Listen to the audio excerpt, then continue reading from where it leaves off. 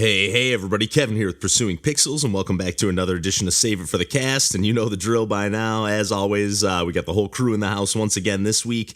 I'm going to kick it over to John, Randall, and I in just a little bit here. We're kind of all over the map. I know I say this every week, but we're talking all sorts of video game goodies this week, a little bit of music stuff as well. But we kind of talk a little Rusty's retirement and some of those games where John had a good term for it. I think he called it like a sub-screen or a sub-window game, where it's like a game that, doesn't take up the full screen of your computer. They tend to work kind of only on computer, although maybe we'll start seeing them on consoles one of these days. But we talk a little cave story, physical games. John gets into Outer Wilds, kind of some of our usual territory, some pixel junk. A little Bakaru, little Nicalis off the back of Cave Story and everything. But all sorts of video game goodies to get into here in just a little bit. But as always, I'm going to lead things off with some of the stuff that I've been playing lately.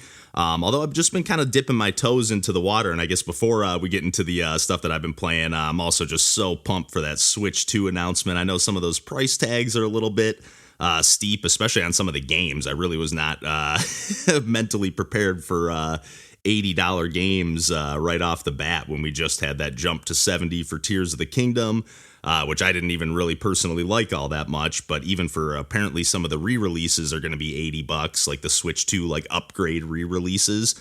But maybe that'll include all the DLC. We'll wait and see. But obviously I don't have to buy any of that stuff that I don't want. I guess we'll just wait and see. But I'm really pumped for the Switch 2 and to just have a more powerful system. It seems like they're addressing like a lot of the stuff that needed to be addressed. It seems like it's going to help out some of the older games, even if you don't have like a full blown upgrade, version or whatever. It seems like it still is going to help like the load times or, just some of the minor performance things, maybe not full blown, frame rate upgrades or anything like that. But still, even if it just runs a little smoother or even loads a little faster, I'll be more than happy. I'm pretty excited about that new Donkey Kong game. We were talking about it in the Discord, Randall and I in particular, but that didn't immediately grab me. But at the same time, it's just so cool to see a new 3D Donkey Kong game that looks like they're kind of taking some, inspiration from Mario Odyssey and Breath of the Wild and more of that kind of big, expansive open world. But obviously didn't see much apart from what they showed off in the Nintendo Direct for the Switch 2. But nonetheless, I'm beyond excited about that and can't wait for that console. I don't know if I'll be able to get one day one, but I'm definitely going to try. But back to the stuff that I've been playing, I guess just real briefly to mention the one game that I've been playing on my Switch a little bit lately, although I haven't picked it up in the last week or so. But I took a Chicago trip last weekend to visit with some friends and was staying with John. And one morning, I got up way before everybody.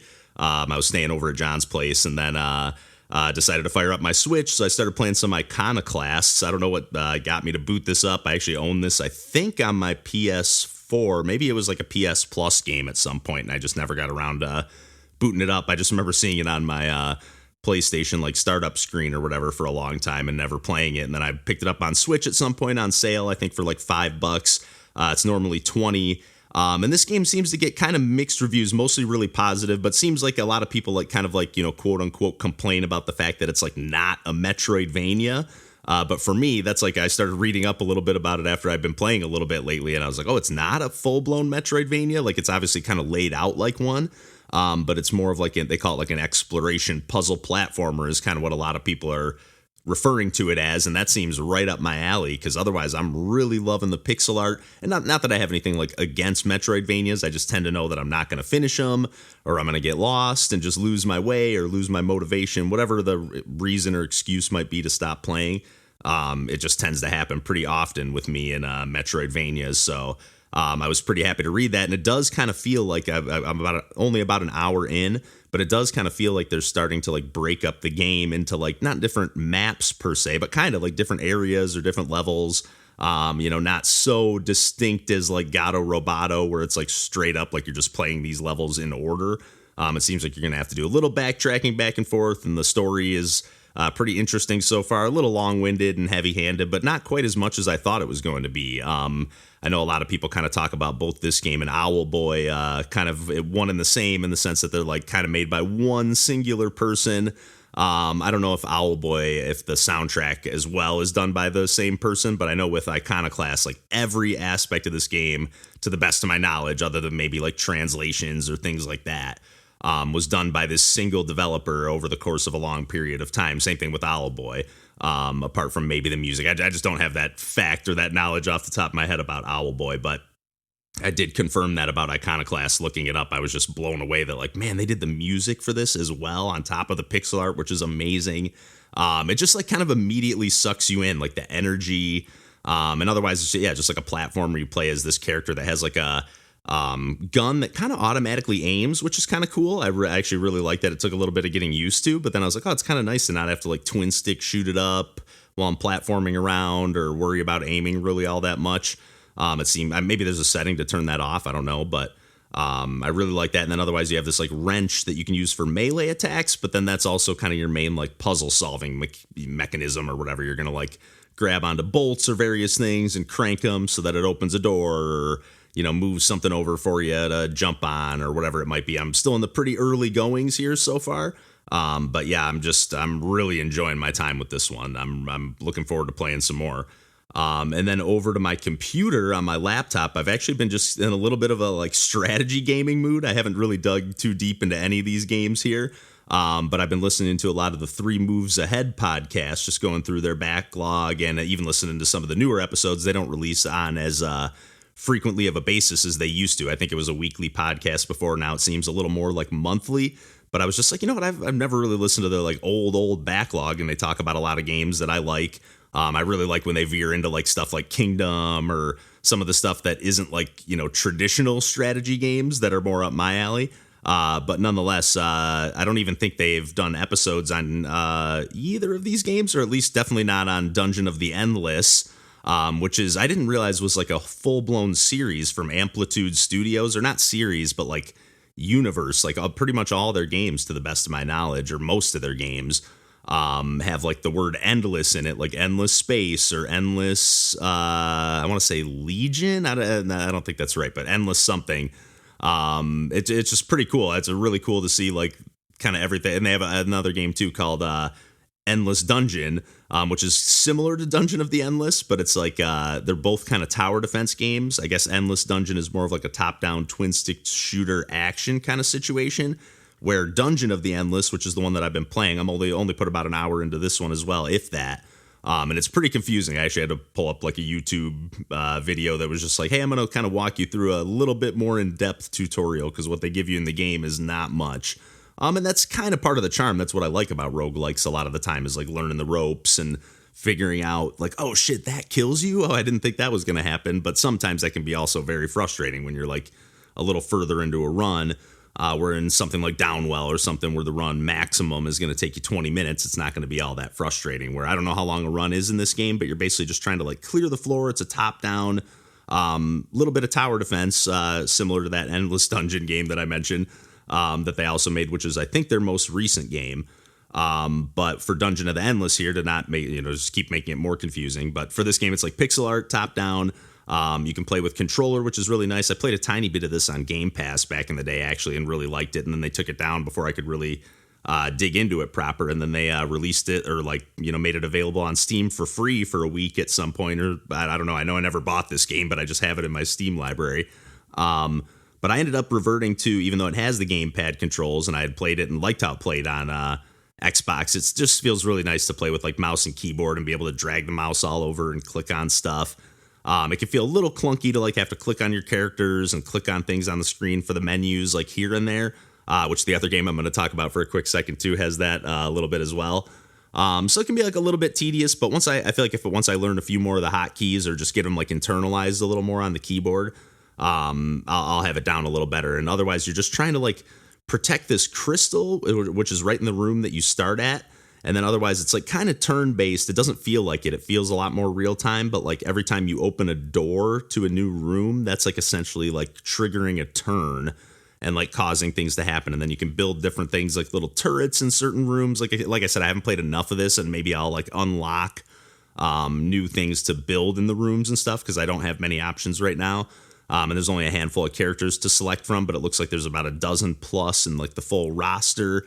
So it even gives like a little bit of like a Risk of Rain vibe or something like that. But you pick like 2 characters, at least at the start. Apparently you can unlock even more like character slots and stuff like that.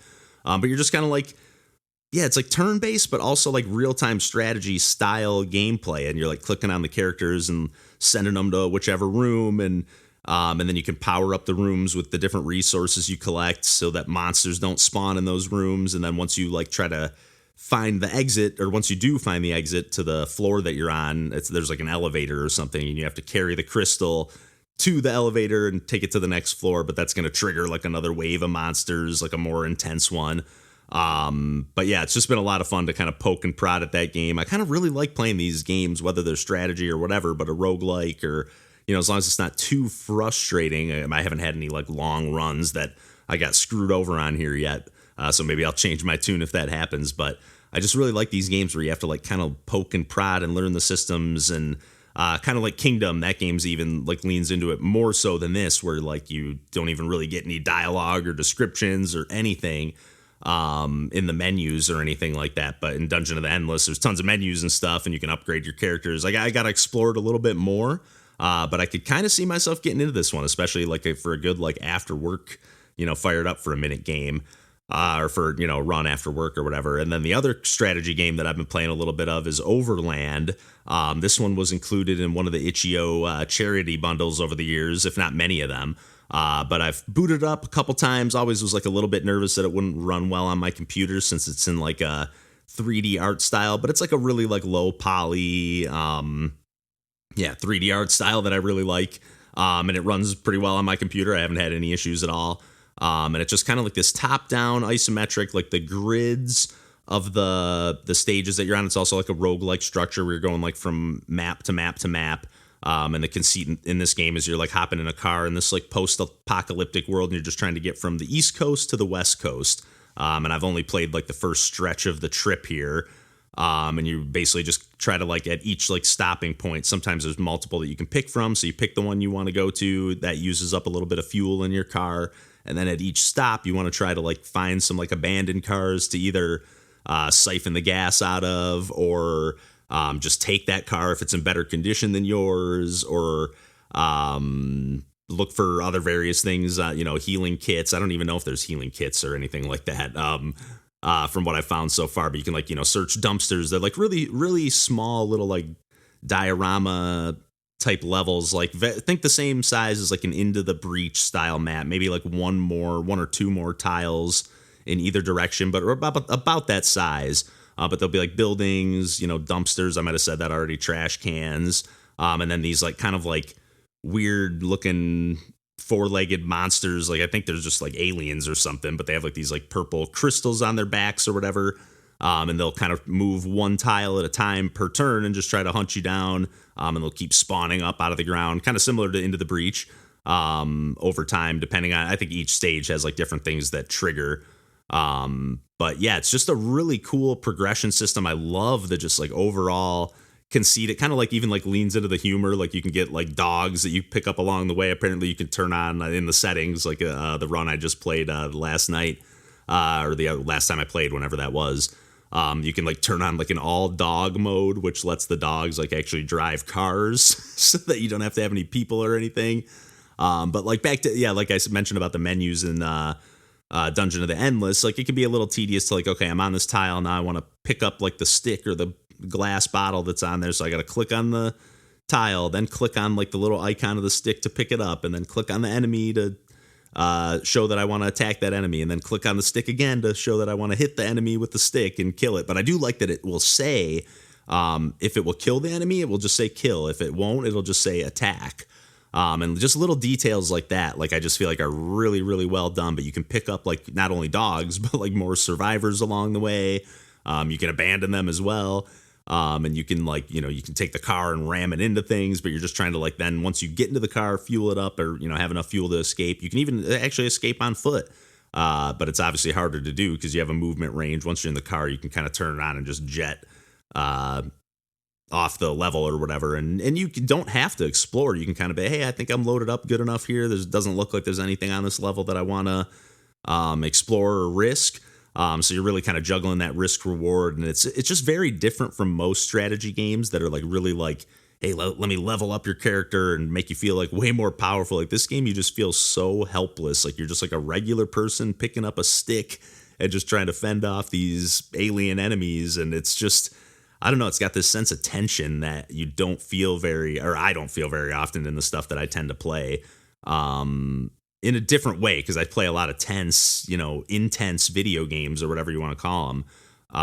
But I just really think that this one is potentially doing something special, or doing something different for sure. And yeah, potentially, I guess, yeah, that's a good way to put it. Doing something special, because I could see myself getting pulled into this one. I just really like the setting, the atmosphere, the music is just like really kind of subdued acoustic guitar with like some quiet, like almost like humming style vocals in the background. It's just really, really good stuff.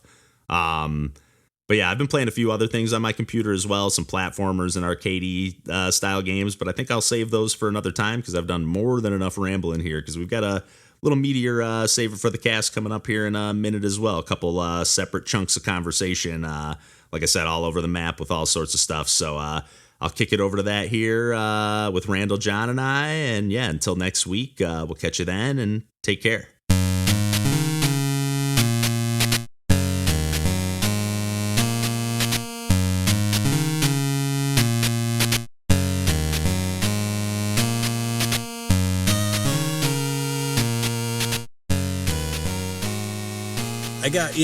Not a full discussion, but I've been playing more, actually, like Rusty's Retirement while I was doing stuff on the computer. I was like, no, this is a good thing to just have going in the background. So like between that and Fields of Mystery, just like continuing to plug along on that. Yeah. It's a good game. Like, I know I feel like I came out a little harsh on it, like on the episode that I like actually talked about it. But like the more I play it, it's like, yeah, this is just fun. It's good to have more skill trees. It's fun to have more increments like of progress that you're doing. And also it's nice to pet your animals every absolutely time. That is a good looking game. Like it looks like it'd be a fun game to like cozy up with and just spend some hours, and I'm still like in the part where I was like, oh, well, I just got to winter, and I was like, all right, well, this is the 4th season that I haven't gotten yet. I'm unlocking more content. They're continuing to do more stuff with it. And like, yeah, just a solid game that I have enjoyed playing. And then Rusty's Retirement, like it just keeps adding more stuff, like adding more like buildings that have characters that I've not played Haiku the Robot long enough to know if they're from that but that's like, cool.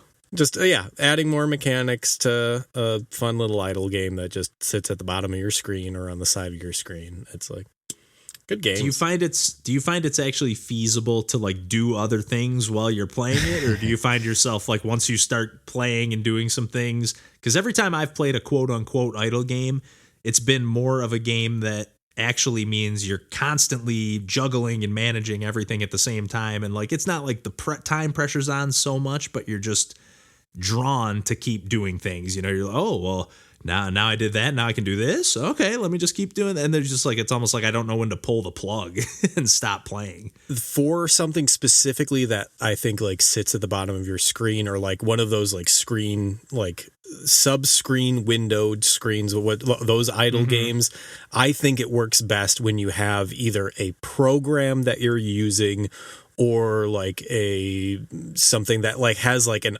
upload or a download or a render downtime, because that is the ideal time to do it, is like if you're like having an audio track like export, or like having like a Photoshop thing render, and then it's like, all right, compiling, let that go in the background, switch back over to Rusty's Retirement, say, look how I've got an entire field that's open. I can like now add that, or I can manage my inventory, and then by the time I'm like got all those, it's like setting up dominoes and then letting them fall, but letting them fall takes a long time. So yeah, it's like just compartmentalizing when your processes are like going, and then once you're done doing that in Rusty's Retirement, go back to whatever program you're using, and it's like, oh, it's all done, I can move on to the next step, and then do that until you hear the nice pleasant music going in the background the entire time that you're doing that. That's cool. Like that's the ideal use case, because like that's a good pitch. If it was something big like time. I'm writing or like I'm doing something that doesn't have any like the limit is my own creativity or my own productivity, like then no, I'm just going to be playing the game the whole time. Like, yeah, exactly. Can it only take up the whole bottom of the screen, or can you be sicko mode and like Windows snap it to like one side or things like that? You can definitely, it has different modes on, at least on Rusty's Retirement, where it can snap to a side of the screen as well. Nice. Which I think is also great. But I don't know. I like the way it looks at the bottom. I think it's nice. It does look nice. Yeah, it's a cool idea. I think I said this before when you brought it up, but like I'm liking the fact that we keep seeing I keep seeing more games like that popping up, where it's like, oh, here's a little game that's not meant to like, take up all your time. It's just like, here's a little side thing. And it's like a mobile game that's not a mobile game. Yeah. Yeah. But like it's using the form of the medium that like you can't do in another type. Like you can't make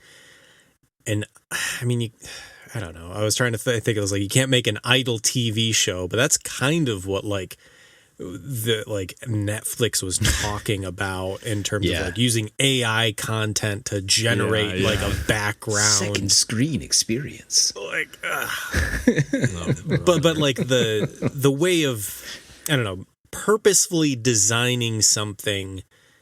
I'm trying to think of like, it's almost like what, I don't know, certain music software or VSTs are. It's like kind of what I was doing with like my synthesizer setup of just like having it go on in the background while I was working, but it was in like an actual workstation next to me. And I know that people use like modules or DAWs to do the same thing, but kind of like focusing your nervous energy on something. It's almost the same thing as like a treadmill underneath your desk or something. All of those are better things than touching your phone again. Yes, which absolutely. is what most people, including myself, do whenever 100%. It's like, fuck, this is taking too long to load. Well, I mean, and now I'm looking at my phone again. Let's see what fresh horrors there are for me to have my anxiety skyrocket. Yeah, seriously. Instead, you can just play a little farm at the bottom of your Windows screen there. Yeah, and the farm's run by robots. It's nice. It's great. I like that. I definitely like that. Yeah, that's appealing. And I'm also a fan of like when there's like a spin-off in a series that's in like a totally different genre. It's just like, we're using the same world or the same characters or even just similar characters, but totally different idea. Especially in an indie studio. Yeah. Like being like, I like these characters. I'm going to use them again. Like, exactly. I like seeing all my friends again. They're nice. Absolutely. Yeah. Heck yeah. I gotta play Haiku as well. More of it. Yeah, same. So that's what I'm not talking about on the episode, but on the episode, I've got Metroid Mario out of my system, Metroid Prime 2, and Outer Wilds, Echoes of the Eye. Nice. Take a whole episode there. I made some significant progress in the DLC, and as I was telling Mikey, like every time I play Outer Wilds, it's just me saying, what the fuck? And like increasing volumes over time. That's awesome. Like there was a point in time where I was playing and like Lauren was like, you're going towards the thing that's making you like scared and upset. And I'm like, yes. Kind of the video game experience in a lot of times. Yep. Oh, it's so good. So, like, I'll save it for the cast, but yeah, Echoes of the Eye is like, it's an entirely new game. I mean, it's so good. I'm so irritated. I'm like, ooh, is the Archaeologist Edition worth buying? And you're like, yeah, probably. I haven't played the DLC, but probably. And then it has not really gone on a real sale on Xbox since, and that was a while ago. And I've just been waiting. You just do the downloadable, or would you get a physical copy? I do the downloadable. I'm a sicko on modern consoles besides Switch and probably Switch 2. Switch 2 will probably obviously have another, physical port, so I'll continue to purchase that way for that. But yeah. But otherwise, no. It is like when you, like I was just saying, when you open up a box and there's fucking nothing in it, it's like it kind of, and you're gonna download an update anyway, and a patch here and a patch there, and yeah. So there's this also an electronic artist that I like, Tim Hecker. He's done some work with Colin Stetson, the baritone saxophone player who did the Hereditary soundtrack and some other horror movies. But Tim Hecker just released an album this year, and the album sounds so much like the Outer Wilds soundtrack. And like the entire time, I'm just like, Outer Wilds soundtrack's better. Damn. Like maybe it's because I have 60 hours of emotional attachment and that like, definitely helps. That definitely helps. Dread that's associated with specific tracks. But I'm like, hits harder when it's in one of the greatest games ever made. Yes, it certainly does. Yep. Part of that Timmy. Tapestry. Oh God, just put it on sale again. How much is it? I'm ready. How much is it normal? $40 for the regular plus the DLC combo. Yeah, but that feels like, to me, it feels like a lot to spend on like just downloading a game. I don't know why, but I've already spent at least $1 per hour. Yeah, I'm sure you probably have. That's awesome. Oh man, I was gonna say I panicked. That's not the right word, but I was like the other day for whatever reason I was like, you know what? I'm gonna pop in Cave Story and give that a replay. And I actually didn't replay any of it because when I first popped it in, I have the physical cartridge, which is unfortunately from Nicalis. Yeah. But I forgot that it came with like a little mini CD. Oh yeah, GameCube there's a lot style. of shit in there. Like, yeah, it's like a heavy. Like picked up the box. I was like, oh man, there's stuff in this. What's going on here? We were just talking about Bakaru before you jumped on. It's like, oh, there's another empty box. But shoot, what was I just saying? I just lost Cave Story. Oh yeah, when I popped in the cartridge, like it gets up to the opening screen, like shows like that opening little cutscene with like the scientist or whatever. Yeah, I don't know, like it's like not even a cutscene. It's like the opening, like, and then it just goes like, oh, an error occurred and the software had to be closed, and I was like, what the heck, like. I tried it like 10 times. I tried like everything, and it just wouldn't boot. And I was like, "What the heck, man? Did they like on Switch?" Yeah. Ew. And then I like thankfully found some like Reddit posts from like years ago that said like they pushed some update to the game, and like if you have a save file, like it might have corrupted it, so they like just delete your save file, and then it should work again. So I did that, and I got it to work again. But by the time I did it, I lost interest in playing again. Partially because it gives you the option between like 5 different soundtracks, and I'm like, I kind of like all these. I was like, I don't know which one to pick. Yeah. And so I just couldn't decide, and then I didn't start playing. I thought there was like one main like remastered one they did for kind of the modern-ish or whatever was modern at that time, right? Or the Wii, it was like the Wii version, right? That was kind of like the relaunch. Yeah, that's the one that I don't, because there is a new version for this like Cave Story Plus, and that sounds like the weakest version to me. Like that was like the least appealing, but then all of the other ones sounded cool and pretty different. Like there's like a Fama Tracker one or something like that, and then there's a few other ones. And they randomly did Cave Story 3D for some reason. Yeah, I have that game too, actually. I think. I don't know what. Giving Callus all my money. It was just on 3DS, like with like it was 2.5D. They changed the graphics to 3D, didn't they? For some reason, yeah. Even though the graphics are ugly. Kind of perfect on Cave Story. Yeah, I know. They do that. They kind of uglied it up a little bit. They did on that game. Sure does. Basically, I think in some way, I think like to the best of my knowledge, like Nicalis just somehow got the rights to that game, and like basically just like I think that's what Caro Blaster. I know. I was gonna say like Caro Blaster is basically the story. Like you're like just getting screwed over. Like you keep going back, and your boss is just like, "Come on, dude, do some more shit." I did grab that physically because I'm like, there's Caro Blaster. I'm so jealous you have that. I was just looking at those, and they're like at least $50, and I just cut off my leg. I was just at a video game store the other day, and they had a physical copy in good shape of Panzer Paladin. Oh yeah, and I don't even like love that game per se. It's fun. It's fun, but it's just like the box looked amazing, and I love the art. It's tribute games. And I was like, oh, I'm about to grab this, and then it was $60, and I was like, okay, no, I'm not. Not even gonna think about it. Sheesh. I get why it is that price, because obviously there's just not many of them out in the wild. Yeah. Period. Let alone in the wild at like a store. But nonetheless, I was like, yeah, there's no way I'm paying that for that. But like I'll get Bakaru for $40 because the download's $40. Right. It's like at that point, no brainer. And I can't imagine they'll make that many copies of that game either. I know, and that one seemed like from best that when I first like saw the demo and played it, like it seemed like that was a game where like people were shocked that it even came to North America. So I was like, man, if we're getting a physical copy, then we'll take it. Yeah.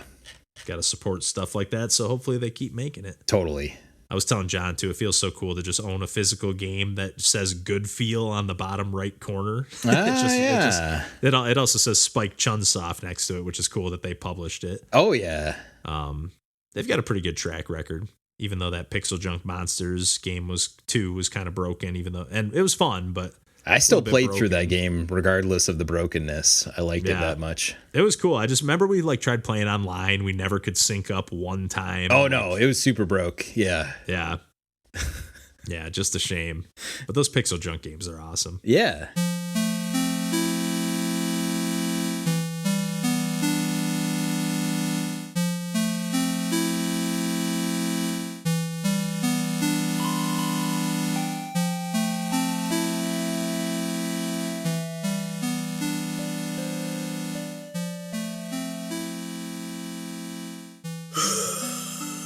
That's funny. I thought you made that noise at the exact time that my neighbor started hacking. I thought you were imitating him. And I was like, obviously you can't hear that. But that's hilarious. I swear when this guy starts coughing, I just start dying every time laughing. It's so funny. It's so funny.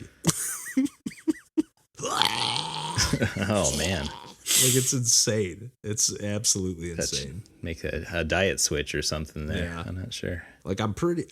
I have to think he's like smoking a bong or something every time he does it. But it's like I do too sometimes, and I don't have that reaction. And if I did, I would be like, hey, maybe I better not do this anymore. Just like Mario games and bongs, like you're just better at it.